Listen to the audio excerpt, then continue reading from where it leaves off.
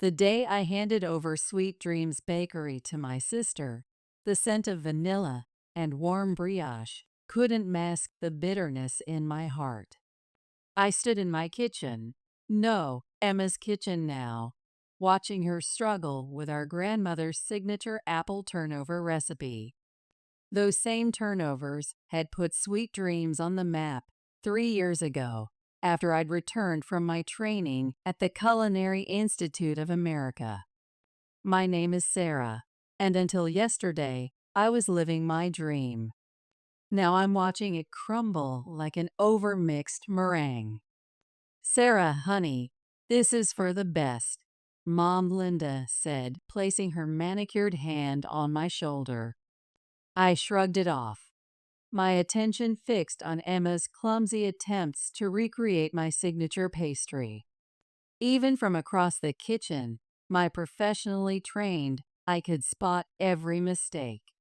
The dough wasn't laminated properly. The apple filling was too wet, and she'd completely missed the crucial step of chilling between folds. Emma has the business acumen this place needs, Dad Robert added, his voice carrying that familiar CEO tone he'd perfected over decades in corporate America. With her Wall Street experience and your recipes, this place will thrive. I turned to face them, channeling the composure I'd learned in high-end restaurant kitchens. My recipes aren't part of the deal. The silence that followed was heavier than a failed souffle. Emma's hands froze mid-fold, sending apple filling dripping onto the gleaming stainless steel counter I'd saved for months to import from Italy. "What do you mean?" she demanded, her perfectly manicured nails, fresh from her weekly corporate manicure, now sticky with filling. "The deal was for the bakery, not my recipes," I cut in, moving to grab my recipe book from its place beside the industrial mixer. "Those are mine. They've always been mine." "Don't be ridiculous," Mom snapped, her voice sharp as a paring knife. "Those recipes belong to the bakery. You can't just, actually, I can." I clutched the worn leather-bound book to my chest, feeling the familiar texture of its pages against my CIA-trained hands. "I never wrote them into the business assets. Check the paperwork your corporate lawyers had me sign." Dad's face reddened like an overripe tomato. "This is absurd, Sarah. You're acting like a child." "A child?" I laughed, but it tasted as bitter as burnt caramel. "I built this place from nothing. 3 years of 60-hour weeks, of testing recipes, until my feet ached and my hands were raw. I invested every penny I had, even my culinary school savings, and you two convinced me to sign it over to Emma because she has an MBA and investment banking experience?" "In the bakery kitchen. Sarah, please." Emma stepped forward, making a show of wiping her hands on her crisp white apron, which I noticed she was wearing more like a fashion statement than a tool of the trade. "We're family. We can make this work together." "Family?" The word tasted sour in my mouth. Family doesn't manipulate each other into giving up their dreams. Family doesn't. The familiar chime of our vintage doorbell interrupted my tirade. I took a deep breath, summoning the professional demeanor I'd perfected during my years in high-end restaurants, and walked out to greet Mrs. Peterson, my most loyal customer since opening day. "Sarah, dear, those apple turnovers you promised." "I'm sorry, Mrs. Peterson." I shot a pointed glance toward the kitchen where Emma was still mangling the lamination process. "We're having some technical difficulties today. Maybe try again next week?" Mrs. Peterson's face fell, reminding me of a deflated souffle. "Oh, but I was counting on them for my bridge club. Your turnovers are the only reason they let me host. I'm sure Emma will have something wonderful for you, Mom interjected, suddenly appearing beside me with her perfect public smile. She's taking over the bakery. Sarah is moving on to other opportunities. The confusion on Mrs. Peterson's face mirrored the chaos in my heart. But your apple turnovers will no longer be available, I finished, my voice cracking like the top of a creme brulee. I'm sorry. As Mrs. Peterson left empty-handed, I watched through the kitchen window as Emma attempted another batch. The dough was wrong again, too tough, not enough butter, and completely missing the crucial temperature control I'd learned during my externship in France. She'd never get it right because she didn't understand that baking wasn't about following steps on a page.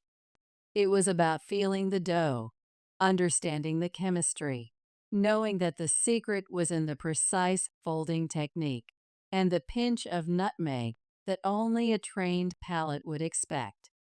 "This is madness," Dad declared, running his hands through his steel gray hair. "Sarah, you have to help her. The morning rush starts in less than an hour."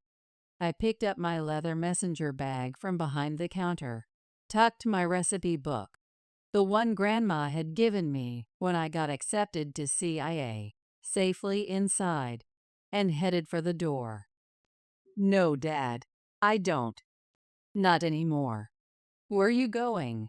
Mom called after me, panic creeping into her usually controlled voice. "Home." "Then maybe I'll call Ashley about that position at her cafe." I paused at the door, taking one last look at my dream. The vintage French display cases I'd restored myself. The hand-painted sign I'd commissioned from a local artist.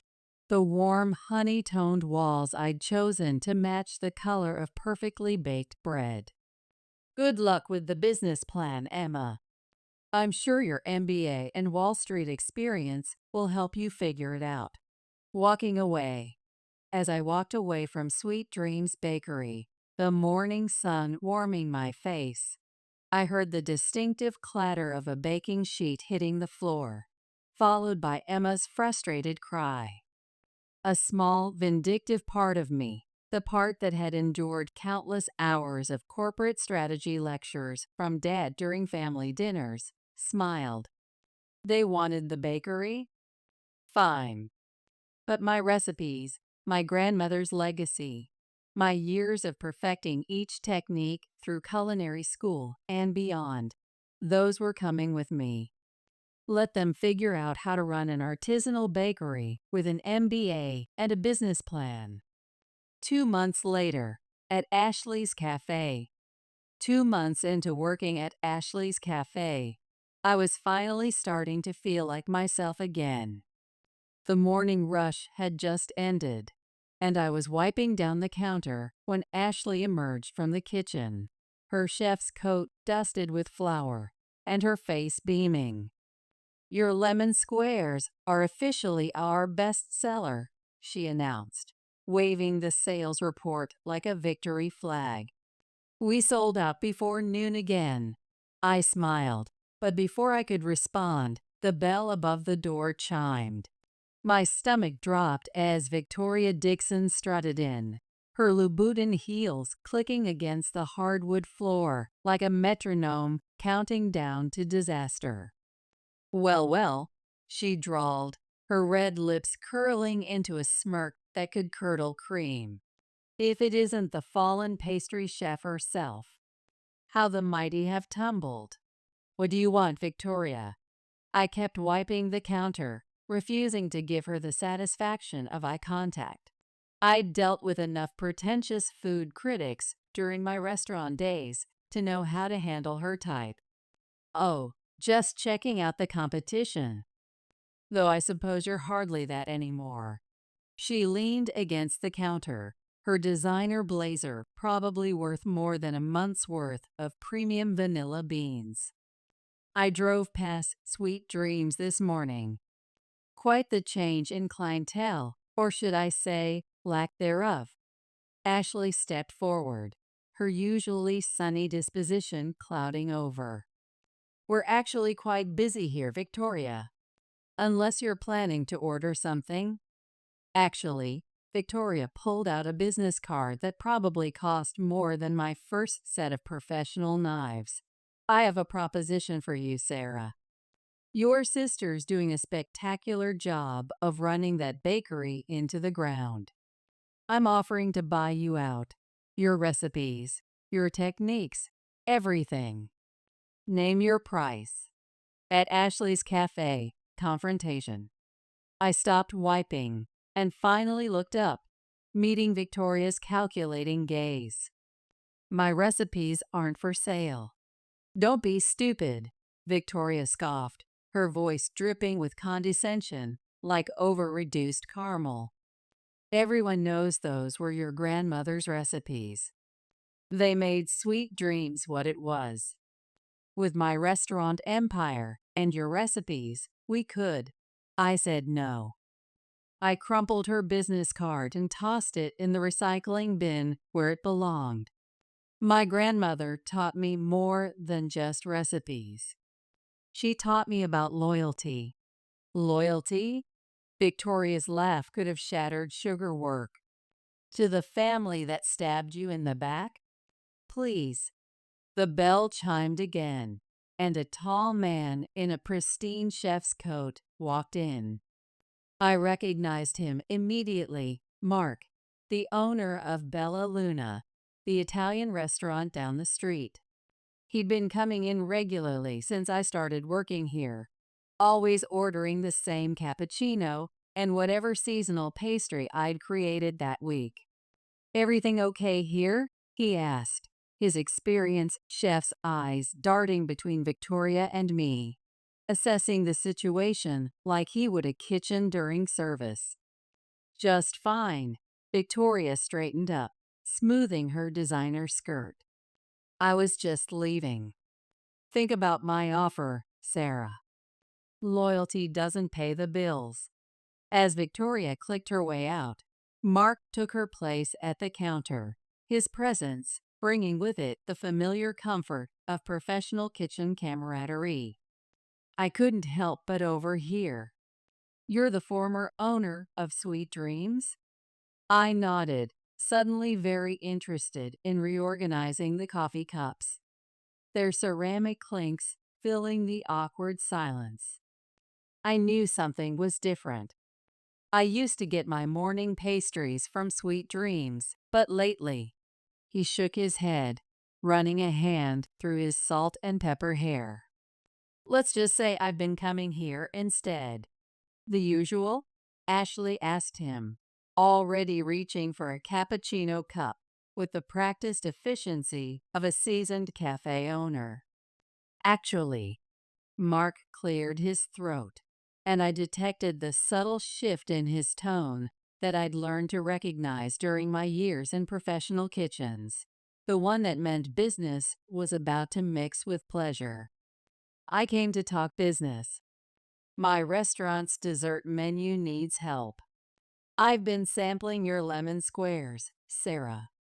They're incredible. Reminds me of the pastries I had during my training in Florence." In Ashley's Cafe, business proposition. I felt my cheeks warm at the compliment from a chef of his caliber. "Thanks, but I'm not really. I'm not offering to buy your recipes," he said quickly, his tone carrying the straightforward honesty I'd come to appreciate in professional kitchens. "I'm proposing a collaboration. Your desserts served at Bella Luna. We split the profits, and you maintain full creative control and ownership of your recipes. I respect the craft too much to ask for anything else." Ashley squealed behind me, nearly dropping her order pad. "Sarah, that's perfect. You could use my kitchen during off hours to prep. You know I've got all the professional equipment you need." I hesitated, thinking about the stack of bills on my kitchen counter. Working at Ashley's was wonderful, but it barely covered my rent and student loan payments from CIA. I'd need to think about it. Of course. Mark pulled out his card, a simple, professional one that spoke of real culinary credentials rather than corporate posturing. Take your time. But just so you know, I've heard rumors that Sweet Dreams is struggling. Your sister tried to convince me to keep ordering from them, but he shrugged, chef to chef. It's not the same. After he left, Ashley grabbed my shoulders with flour-dusted hands. Please tell me you're considering this. It's a perfect opportunity to get back on your feet, to prove you're more than just sweet dreams. I don't know, I sighed, watching through the window as my parents' car pulled up outside Sweet Dreams across the street. Part of me feels guilty. They're family, after all. Family who betrayed you, Ashley reminded me gently. Look through the window. I could see Mom and Dad rushing into the bakery, their business attire looking out of place in what used to be my flour-dusted domain. Moments later, raised voices carried across the street. Even from here, I could make out words like disaster and losing money. They made their choice, Ashley said softly, squeezing my shoulder. Now it's time to make yours. I pulled Mark's card from my apron pocket, running my thumb over the embossed lettering that spoke of real culinary credentials. Maybe it was time to stop watching my old life crumble and start building something new, something that honored both my CIA training and my grandmother's legacy. At Ashley's Cafe, Mrs. Peterson's visit. The bell chimed again, and Mrs. Peterson walked in, her face lighting up like a perfectly timed souffle when she saw me. Sarah, I heard rumors you were here. Please tell me you're baking again. I glanced at Ashley, who nodded encouragingly, her eyes twinkling with the same excitement she'd shown when we'd first met in culinary school. Actually, Mrs. Peterson, I straightened my apron with the same pride I'd felt when I first earned my CIA whites. I might be starting something new. How would you like to be my first taste tester? Reflection. Sometimes the best revenge isn't about watching others fail. It's about refusing to let them stop you from succeeding. 1 month later, restaurant success. Mark's dessert collaboration turned into something bigger than I expected. After just a month of supplying Bella Luna, word spread through the city's culinary community like the aroma of fresh-baked bread. Soon I was juggling orders from 3 different high-end restaurants while still working at Ashley's Cafe. Something had to give. You need your own space, Ashley said one morning, watching me frantically prep another batch of tiramisu for Mark's dinner service. My kitchen's too small for both of us now. You're operating at a level way beyond a cafe kitchen. The bell chimed, and Emma walked in, looking nothing like the confident investment banker who'd taken over my bakery. Dark circles shadowed her eyes, and her usually perfect suit was dusted with flour. Wrong kind of flour, I noted automatically, my CA training kicking in. Can we talk? She asked, her voice barely above a whisper. Please. Ashley squeezed my shoulder and disappeared into the back, leaving us alone with a lingering scent of fresh-baked pastries and unspoken words. Emma slumped onto a bar stool, her MBA perfect posture crumbling like over-baked shortbread. The bank called yesterday, she said, staring at her hands that were now showing the rough signs of kitchen work. We're 3 months behind on payments. I continued whisking my tiramisu filling, putting more force than necessary into the motion. That sounds like a you problem. At Ashley's Cafe, confrontation with Emma. Sarah, please. Emma's voice cracked like a poorly tempered chocolate. I'm drowning here. Just, just give me the apple turnover recipe. That's all I'm asking for. Mrs. Peterson's Bridge Club used to order 3 dozen every week, I said, pouring the silky mixture into serving cups with the precision I'd learned at CIA. And now they order them from me, through Bella Luna. Emma's face crumpled like a failed puff pastry. Mom and Dad were wrong, okay? Is that what you want to hear? They were wrong about everything. But they're going to lose their retirement savings if the bakery fails. The whisk clattered into the sink. Don't you dare try to guilt me about their retirement, I said, my voice sharp as a chef's knife. They chose this. They chose to back your MBA over my culinary degree. What's going on here? Victoria's voice cut through the tension as she sauntered in. Family reunion? Get out, Victoria! I snapped, my hands instinctively gripping the edge of the prep counter. Now, Victoria smiled, pulling up a seat next to Emma with the calculated grace of a practiced predator. I'm just here as a concerned neighbor. Word on the street is Sweet Dreams is circling the drain. My offer still stands, Sarah, though the price has dropped, considering the circumstances. Emma's head whipped around so fast, I thought she might get whiplash. What offer? Oh, didn't your sister tell you? Victoria's voice dripped with false sweetness, like over-sugared icing. I offered to buy her recipes. Could have saved your little bakery, but she refused. Something about family loyalty. Her laugh sounded like nails on a kitchen slate. You did what? Emma stood up so fast her stool toppled over. You'd sell our family recipes to her, but not help your own sister? They're my recipes. I slammed my hands on the counter, feeling the cool marble beneath my palms. Grandma taught them to me during my summers home from CIA. I spent years perfecting them, studying the chemistry, understanding the techniques. You want to talk about family? Where was family when you and Mom and Dad took everything I built? At Ashley's Cafe, rising tension. Ladies, Ashley's voice cut through our argument like a hot knife through butter. Take it outside. You're scaring the customers. I hadn't even noticed the small crowd of morning regulars watching us like they were judging a cooking competition.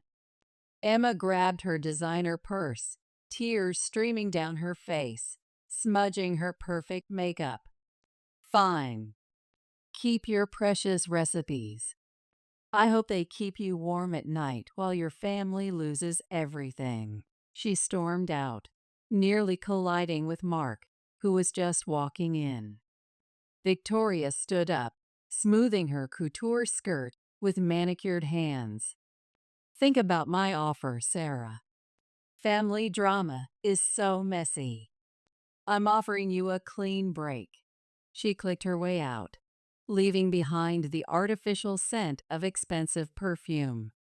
After she left, Mark approached the counter cautiously, like approaching a hot stove. Bad time? Perfect time, actually. I wiped my hands on my apron, feeling the familiar texture of the professional-grade fabric. Remember that empty storefront you mentioned, the one 2 doors down from Bella Luna? Is it still available? Mark's face lit up like a perfectly browned meringue. It is. Are you thinking what I think you're thinking? I'm done hiding in other people's kitchens. I pulled out my grandmother's recipe book, its pages worn with love and use. It's time to build something new. Ashley squealed from behind the counter, nearly knocking over a display of freshly baked croissants. I knew it. You're opening your own place. If the numbers work out, I said, already mentally calculating startup costs against my CIA savings. And if you'll help me, Ashley, I'll need someone who knows both the business and the craft. Ashley grinned, flour dusting her cheek.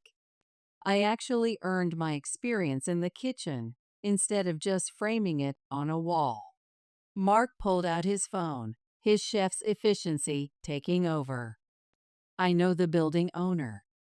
Let me make a call. At Ashley's Cafe, making plans.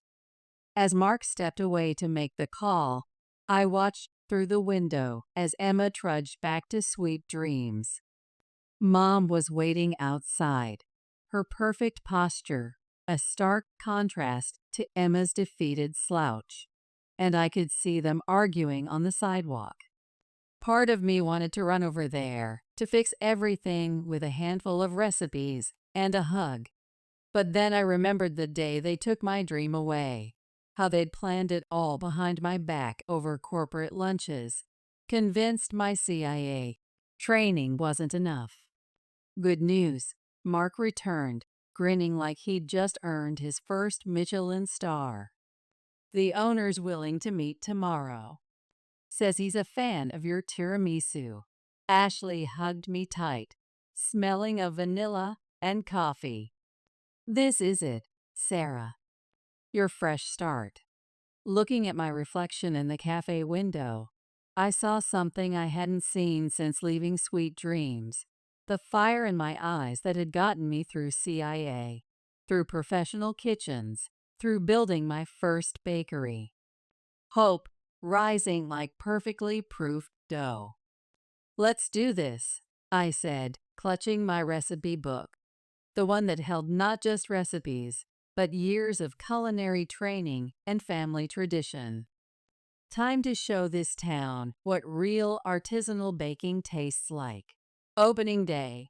Opening day of Second Chances, patisserie arrived with a line stretching around the block. Ashley had worked her social media magic, and Mark had spread the word through his restaurant connections.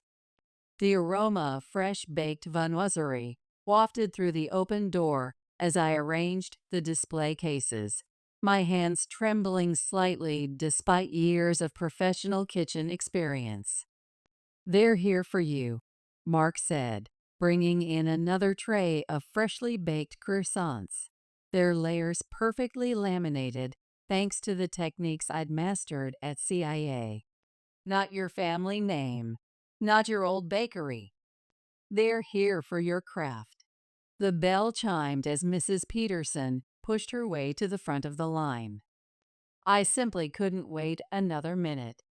My bridge club will be thrilled to have your apple turnovers back. No one else understands the importance of proper lamination.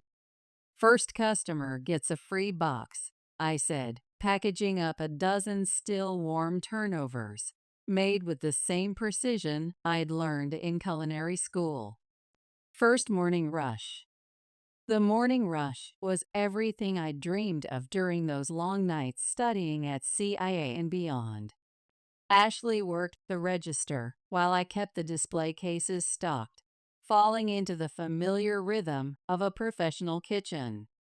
Then the bell chimed again, and my mother's voice cut through the happy chatter like a dull knife. "So this is why you wouldn't help us," she said, standing in the doorway with Dad, both looking out of place in their corporate attire. "You were planning this all along." The customers fell silent. Ashley stepped forward, protective as any chef de cuisine, but I touched her arm. "I've got this," I said, wiping my hands on my professional-grade apron. "Mom, Dad, would you like to order something?" "Order something?" Dad's face reddened like an overcooked lobster. "Your sister is about to lose everything, and you're opening a competing patisserie?" Actually, Mark stepped out from the kitchen, his executive chef presence commanding attention. Sarah's not competing with anyone. She's creating something new, something authentic to her CIA training. Dad's eyes narrowed. And who are you? Mark Zimmerman, executive chef of Bella Luna, he said, and glanced at me, taking my flour-dusted hand. And someone who recognizes true culinary talent. The gesture wasn't lost on my mother. Her eyes widened like overproofed brioche. You're dating him? Is that what this is about? No, Mom. This is about me finally doing what I should have done months ago, standing up for my craft. Your sister's bakery is being foreclosed on next week, Dad said, his voice smaller than I'd ever heard it. Does that mean nothing to you? Before I could respond, Victoria pushed her way into the shop, waving a stack of papers like a particularly aggressive health inspector. Well, isn't this cozy? The prodigal pastry chef's triumphant return. Get out, Victoria, Mark and I said simultaneously, our voices carrying the authority of professional kitchen command. Confrontation at second chances. Oh, I don't think so. Victoria pulled out a stack of papers with the same flourish she probably used to present overpriced menu items. I just bought Sweet Dreams' debt from the bank. The bakery belongs to me now. The room spun like a stand mixer on high speed. You what? Victoria smiled like sweetener masquerading as sugar. Unless you're willing to negotiate your recipes for your sister's freedom? Seems fair, doesn't it? Don't you dare. Mark started, but I squeezed his hand. Let me handle this. I walked around the counter to face Victoria, channeling every ounce of professional confidence I'd gained in culinary school and high-end kitchens. You really want my recipes? Fine. But first, let's see if you can handle them. I grabbed a spare chef's coat from the hook. Right now, you and me, in the kitchen. If you can recreate my apple turnover perfectly, with proper lamination and temperature control, the recipes are yours. Victoria's smile faltered like a fallen souffle. Don't be ridiculous. I'm a businesswoman, not a pastry chef. Exactly. I turned to my parents. That's what none of you ever understood. These recipes aren't just words on paper. They're years of culinary training, of understanding the chemistry, of knowing exactly when something feels right. Sarah. Emma's voice came from the doorway. She looked exhausted, her investment banker polish completely faded. I'm sorry for everything. The shop was silent as Emma walked to the counter, picked up an apple turnover, and took a bite. Tears welled in her eyes. It's exactly like Grandma used to make, she whispered. The lamination, the balance of spices. Because Grandma taught me more than recipes, I said, feeling the weight of my CA diploma behind my words. She taught me that success isn't about business plans or MBAs. It's about passion, dedication, and proper technique. The confrontation continues. Victoria scoffed, her designer heel tapping against the floor like a metronome, counting down her patience. How touching. But I still own Sweet Dreams' debt. Actually, Mark pulled out his phone. Chef's efficiency in full display. You don't. I just got confirmation from my lawyer. Second Chances LC just bought that debt at a very reasonable price, considering the bakery's current state. Victoria's face turned the color of overcooked macaron shells. You can't. I can. I cut her off with the precision of a sharp pastry knife. And I did. Now, get out of my professional kitchen. As Victoria stormed out, I turned to my family. Sweet Dreams isn't gone, but things need to change. What are you suggesting? Dad asked, his corporate armor finally cracking. A fresh start for all of us. I looked at Emma. You want to learn the recipes? Really learn them? I'll teach you. But no shortcuts, no corporate strategies. We do this right, starting with proper culinary fundamentals. Emma nodded, wiping her eyes with the sleeve of her designer suit. I'd like that. The customers burst into applause, and Mrs. Peterson dabbed at her eyes with a napkin. Just like those cooking competition shows, she sniffled, but better. Mark pulled me close, pressing a kiss to my temple that smelled of fresh herbs and possibility.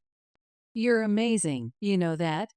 Looking around at my new patisserie, at Ashley's proud smile, at my humbled family, and at the line of customers still stretching down the block, I finally felt at peace. Sometimes, the sweetest victory isn't in getting even. It's in rising above, like a perfectly executed souffle. 3 weeks later, late night at Second Chances. Teaching Emma wasn't easy. 3 weeks into our new arrangement, she still couldn't get the apple turnover dough right. It's too sticky again, she groaned, her formerly perfect manicure now dusted with premium flour. We were in Second Chance's kitchen after hours, and the counter looked like a war zone of failed lamination attempts. You're rushing it, I said, watching her struggle with the techniques I'd learned at CIA. The dough needs time to rest between folds. Temperature control is crucial for proper lamination. Time we don't have, she snapped, her investment banker's efficiency clashing with pastry's demands. The morning rush at Sweet Dreams starts in 6 hours, and we have nothing to sell. I stepped back, crossing my arms. Then maybe we should close Sweet Dreams for a few weeks while you learn properly. You can't rush professional pastry techniques. We can't. Emma's voice cracked like overbaked cookies. There's something I haven't told you. Something Mom and Dad have been hiding. Before she could continue, Mark burst through the kitchen door, his chef's face pale as uncooked dough. Sarah, you need to see this. He held up his phone, showing a local restaurant news website. The headline made my stomach drop like a fallen cake. Local bakery owner accused of health code violations. Victoria, I growled, scanning the article with the same intensity I used to study pastry textbooks. She's claiming she found rats in Sweet Dreams when she inspected it during the debt purchase. It's not true, Emma said quickly, her hands trembling like a novice with a piping bag. She's lying. Of course she is, Ashley chimed in from the doorway. But the health department has to investigate any complaint. They'll shut Sweet Dreams down during the inspection. Late night crisis. Emma slumped against the counter, leaving a flower handprint on her black designer pants. That's not even the worst part. Mom and Dad. They took out a second mortgage on their house to keep Sweet Dreams afloat. If we close, even for a week, they'll lose everything. I stared at the mess of failed dough on the counter, then at my sister's defeated face. My CA training warring with family loyalty. Finally, I made a decision. I grabbed my recipe book and a pen. Here, I said, writing quickly with the same precision I used in my production notes. This is the apple turnover recipe. The real one, with all my culinary school modifications. Emma's eyes widened like rising brioche. But you said, I know what I said, But this isn't about teaching you a lesson anymore. I tore out the page. Take it to Sweet Dreams. Make a batch for tomorrow's inspection. Sarah, no, Ashley protested, her cafe owner instincts kicking in. She needs to learn proper technique. And she will, I said firmly, channeling my old chef instructors. But right now, Sweet Dreams needs professional quality product to sell during the health inspection. Perfect product. Emma reached for the recipe with trembling hands, but I held it back. On one condition. You tell Mom and Dad everything. No more secrets. No more hidden debts. We deal with this as a family, with the same honesty we demand in a professional kitchen. Okay, she whispered, taking the recipe like it was spun sugar. But what if I mess it up? I checked my watch, the same one I'd bought myself after graduating CIA. It's only 9 o'clock. I'll come help you make the first batch. We'll do it right, step by step. Mark grabbed his car keys, the same efficiency he showed running his kitchen. I'll drive you both. At Sweet Dreams, late night. When we arrived at Sweet Dreams, Mom and Dad were still there, arguing over paperwork spread across my old prep station. They fell silent when we walked in, like a souffle deflating in a slammed oven. Sarah? Mom looked between us, confusion written across her face. What's going on? Damage control, I said, pulling out professional mixing bowls. At least they hadn't replaced those. Victoria's trying to shut us down with fake health code violations. But first, Emma has something to tell you. As Emma confessed about the mounting debts and Victoria's threats, I started measuring ingredients. The familiar motions calmed me, even in this kitchen that wasn't mine anymore. Why didn't you tell us how bad it was? Dad asked, his CEO voice reduced to a whisper. Why didn't you tell me about the second mortgage? Emma shot back, her Wall Street confidence crumbling. Because we were all too proud to admit we were wrong, I said, cutting cold butter into flour with practiced precision. But that stops now. Mom, start cleaning everything to professional standards. Dad, call your friend at the health department. Warn them about Victoria's false claims. Emma, watch what I'm doing. Really watch. For the next 2 hours, we worked together like a well-run kitchen brigade. I showed Emma the subtle signs of perfect dough, the exact way to fold for proper lamination, the precise temperature needed for that signature flake. Mom cleaned until the kitchen sparkled like a 3-star operation, while Dad made calls to everyone he knew who might help. As the first batch of turnovers came out of the oven, golden and perfect as any I'd made at CIA, Mrs. Peterson appeared at the back door. I saw the lights on, she said, sniffing the air appreciatively. And I saw that horrible article. The bridge club's ready to testify about the quality of this place, if needed. Late-night confrontation. That won't be necessary, came a voice from behind her. Victoria stood there, looking furious as an overboiled caramel. You're supposed to be closed during a health inspection. There won't be an inspection, Dad said, hanging up his phone with newfound confidence.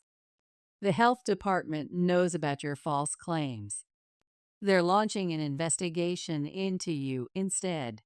Victoria's face went from red to white like badly tempered chocolate. You can't prove anything. Actually, Mark stepped forward, holding up his phone with a chef's perfect timing.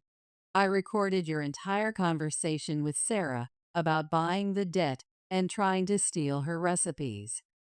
Attempted extortion is a serious crime in the culinary world.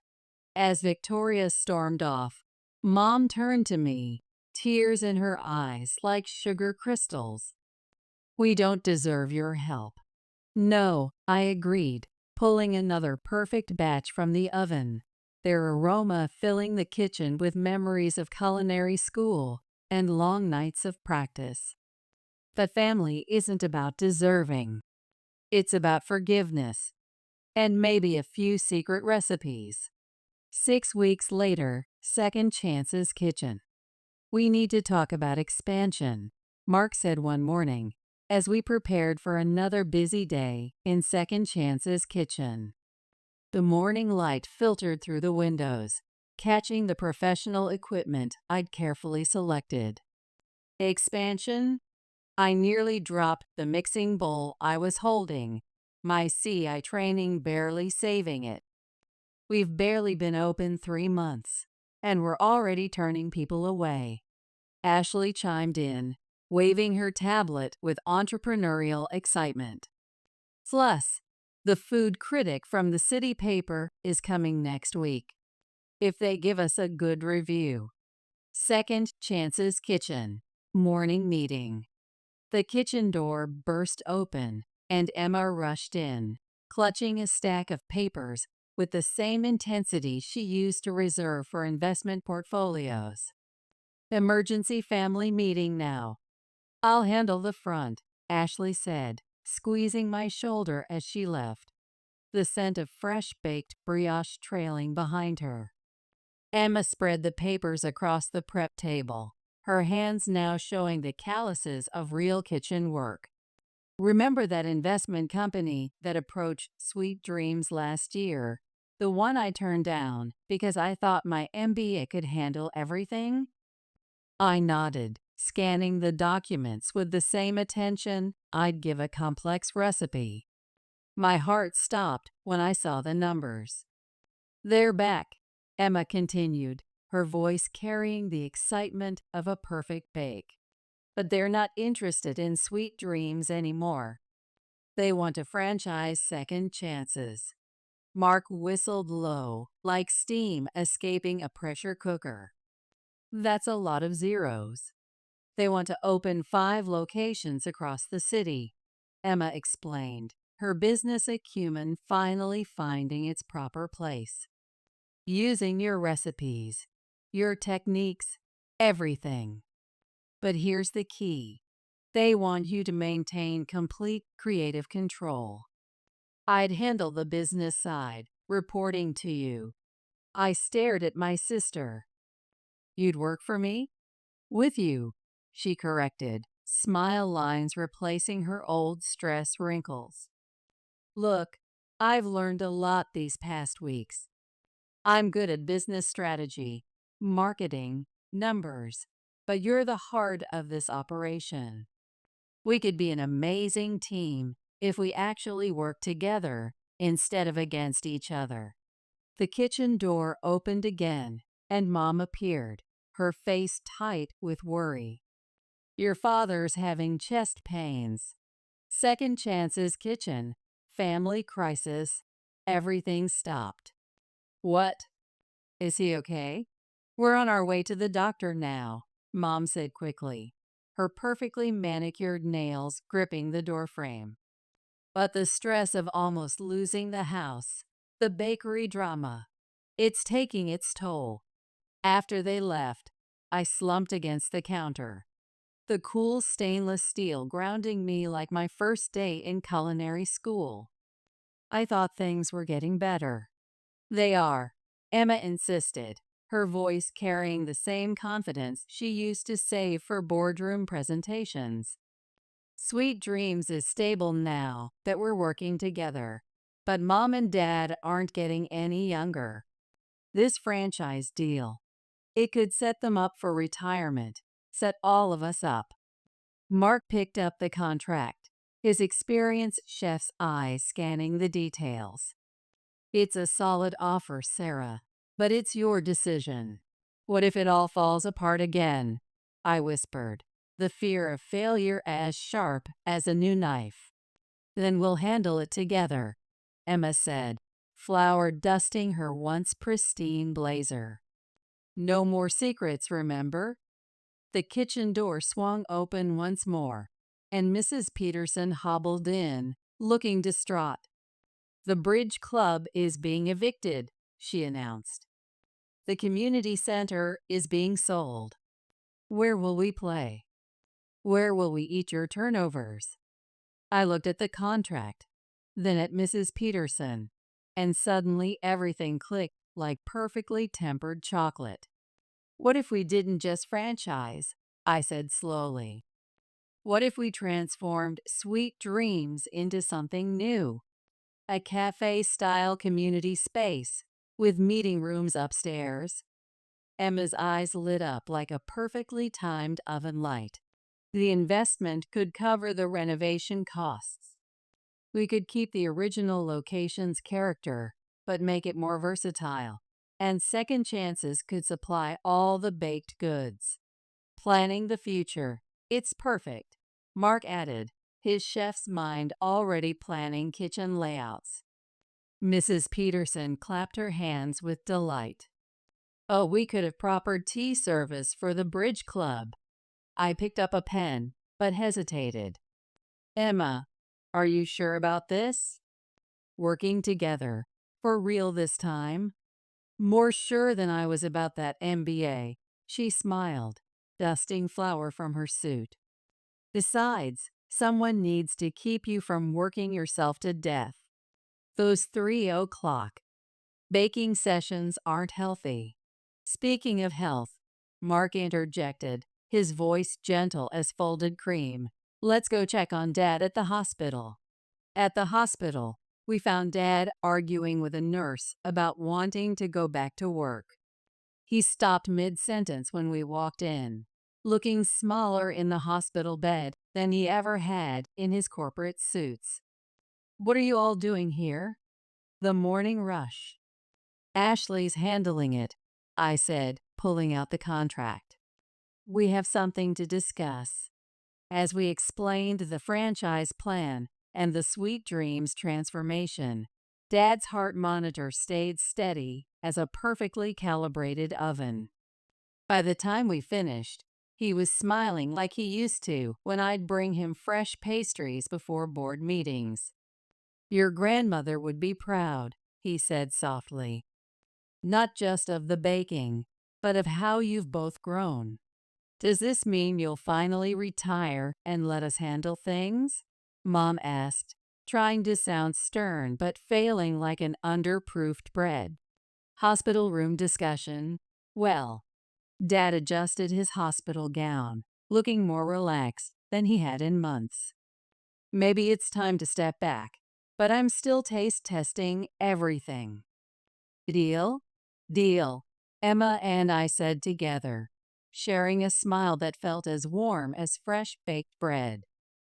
Evening at Second Chances.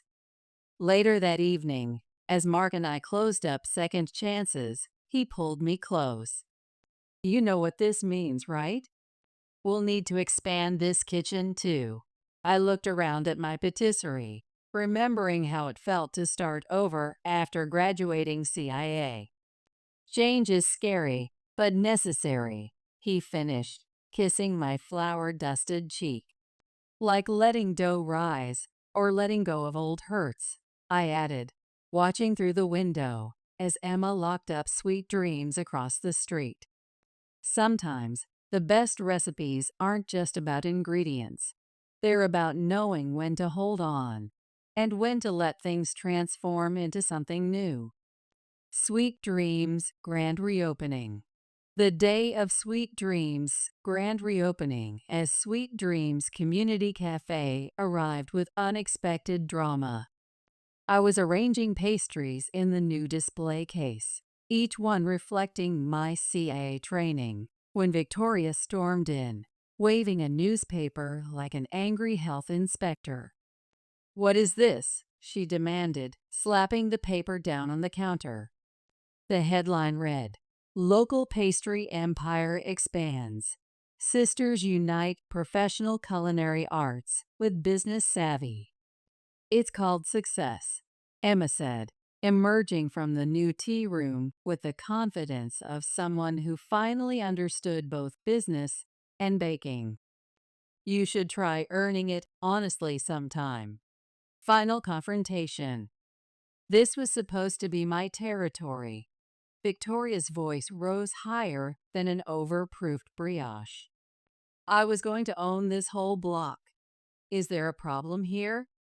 Mark appeared at my side, his executive chef presence filling the room, while Ashley quietly began ushering customers to the cafe area. The problem? Victoria jabbed a finger at me, her manicure as sharp as a paring knife. Is that you're all going to regret this. I have connections, like the health inspector you tried to bribe or the bank manager who reported your attempted extortion. Dad's voice boomed from the entrance. He looked better than he had in weeks, though Mom still hovered anxiously beside him. You can't prove. Actually, a man in a suit stepped forward from the growing crowd of customers. We can. I'm Detective Roberts. We've been investigating complaints about your business practices for months.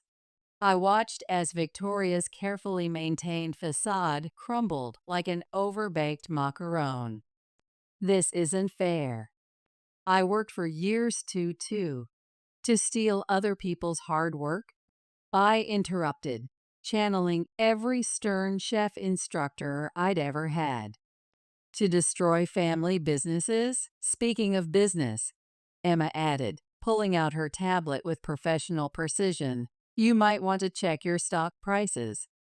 It seems your investors aren't too happy about the police investigation. Victoria's phone buzzed as she checked it.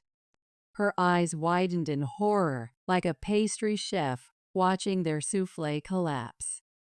Without another word, she turned and fled, nearly knocking over Mrs. Peterson, who was entering with her bridge club. Sweet Dreams Community Cafe, opening day. Oh my, Mrs. Peterson clutched her chest dramatically. Was that dreadful woman causing trouble again? Not anymore. Detective Roberts smiled, tipping his hat before following Victoria out. Well then, Mom clapped her hands, looking more relaxed than she had in months. Shall we get this reopening started properly? The new cafe was everything we'd hoped for. The main floor housed the bakery and cafe, with all equipment meeting professional culinary standards, while upstairs had been transformed into community rooms. The Bridge Club immediately claimed their favorite spot, complete with a dedicated tea service station I designed based on my training. Try these, I said, bringing them a fresh batch of apple turnovers. Emma made them herself. Mrs. Peterson took a bite and closed her eyes in bliss. Perfect, just like yours, dear. The lamination is exquisite, because she finally learned to be patient with the dough. I smiled at my sister, who was showing Dad how to use the new point-of-sale system with the same precision she once used for investment portfolios. Sarah, Mark called from the kitchen, his voice carrying the authority of an executive chef. The news crew is here for the interview. Both of you go, Mom insisted when I looked at Emma. This is your story to tell. As the camera crew set up, Mark squeezed my hand. Ready to show the world what happens when culinary expertise and business acumen work together instead of against each other? The interview. The interview started with basic questions about the expansion plan, but then turned personal. There were rumors of a family feud, the reporter said. What changed? Emma and I looked at each other, sharing the kind of understanding that only comes from hours in a kitchen together. We learned that success tastes better when shared, I said, my CIA pin gleaming on my chef's coat, and that sometimes the best business strategy is simply being honest with each other. Emma added, flour dusting her now casual blazer. Plus, Ashley chimed in from behind the counter. It helps when the local culinary mafia gets caught trying to sabotage you. Everyone laughed, and the tension broke like a perfectly cracked cream brulee. The reporter asked for a demonstration, so I taught her how to fold a turnover, while Emma explained our community-focused business model. One last question, the reporter said, flour on her nose. What's next for the sisters behind this sweet success story? Before we could answer, Dad called out from the register. They're going to let their old man retire in peace, eventually. Eventually, Mom corrected, bringing him his heart medication with a glass of water. Actually, Mark stepped forward, taking my hand. We might have another announcement soon. He patted his pocket meaningfully, and my heart skipped like a mixer on high speed. Really? Ashley squealed, nearly dropping a tray of fresh-baked cookies. Cut that last bit, the reporter told her cameraman with a wink. Save it for the wedding announcement story. Reflecting on success. As the crew packed up, I looked around at my family. Mom fussing over Dad's medication. Emma teaching Mrs. Peterson's granddaughter how to properly steam milk for tea, with the precision she once reserved for market analyses. Ashley and Mark playfully, arguing about wedding cake flavors before I'd even said yes. You know, Emma said, joining me at the counter, flour dusting her once pristine suit. I think Grandma knew exactly what she was doing when she only taught you those recipes. What do you mean? She knew you'd be the one to bring us all back together. Emma bumped my shoulder. Even if we had to fall apart first. The afternoon sun streamed through the new cafe windows, catching the gold lettering that read, Sweet Dreams Community Cafe, where family recipes meet professional expertise. Below it, in smaller script, a Second Chances Partnership. Sometimes the sweetest victories come not from proving others wrong, but from proving to yourself that forgiveness can be the secret ingredient to success. Wedding preparations. You can't bake your own wedding cake, Ashley protested, snatching my recipe book from my hands. It's bad luck or something. Actually, Emma chimed in from behind her laptop, where she was reviewing our latest expansion numbers. I think that's wedding dresses, not cakes. We were sitting in Sweet Dreams' renovated tea room after hours, surrounded by wedding magazines and sample menus. Through the window, I could see Second Chances lit up across the street, where Mark was handling the evening rush with the efficiency of a seasoned executive chef. Evening in Sweet Dreams. Besides, I reached for my recipe book again, its pages now showing signs of both professional use and loving wear. Grandma always said she wanted her recipes at my wedding. Grandma would want you to relax and enjoy your day, Mom said, bringing in a fresh pot of tea served with the elegance she once reserved for corporate functions. Let us handle the cake. Us? Ashley raised an eyebrow, her cafe owner's skepticism showing. Well, Emma closed her laptop, her eyes showing the same determination she once brought to Wall Street. I have been practicing with my CIA-trained sister and with Sarah's recipes. No. I stood up, grabbing my professional apron. I'm going to show you something. I led them into the kitchen and pulled out a worn envelope from behind the spice rack. Inside was a yellowed piece of paper covered in our grandmother's handwriting. What's this? Mom asked, adjusting her reading glasses. Grandma's wedding cake recipe. Her actual wedding cake recipe, not the one she gave out at church bake sales. I smoothed the paper on the counter, handling it with the same care I'd learned to use with delicate pastry. I found it last week while organizing her old recipe box. Mom's hands trembled as she touched the paper. I remember this cake from their 50th anniversary. Look at the note at the bottom. I pointed to the faded ink where our grandmother had written, "For my Sarah to share when she finds someone who appreciates her craft as much as her grandfather appreciated mine. And for Emma when she learns that true success comes from the heart, not just the head." She knew, Emma whispered, her MBA confidence softening. Even back then, she knew we'd need to learn these lessons.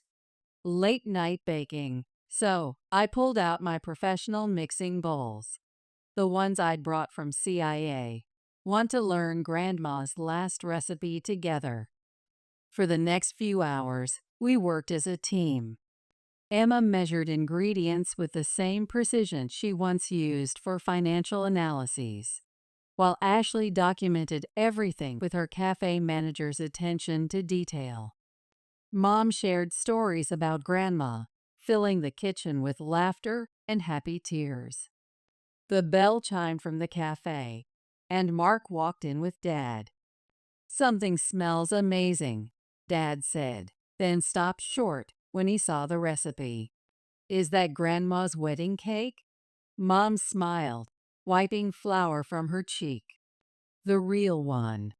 Mark wrapped his arms around me from behind, resting his chin on my shoulder to read the recipe. His chef's whites brushed against my apron. "Your grandmother sounds like she was quite the culinary pioneer."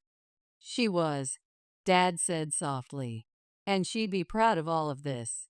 Not just the bakeries, but how you girls have grown."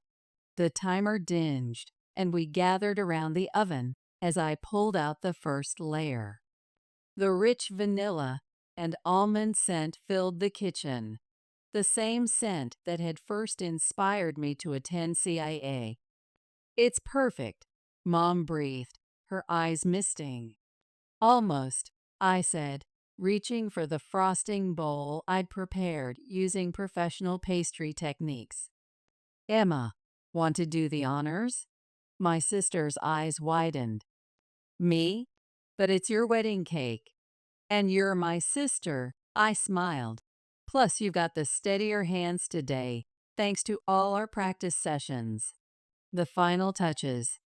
As Emma carefully frosted the layers with techniques I'd taught her, Mrs. Peterson appeared at the kitchen door. "I thought I smelled something familiar," she said, sniffing the air appreciatively. "Your grandmother used to make this for very special occasions. Would you like to be our taste tester?" I offered. One last time, for old time's sake. Mrs. Peterson took a small bite of the sample slice and closed her eyes, transported back in time. "Oh my, it's exactly as I remember. The texture, the balance. Your grandmother always said this recipe had a secret ingredient," Ashley guessed. "Love?" "No," Mrs. Peterson laughed.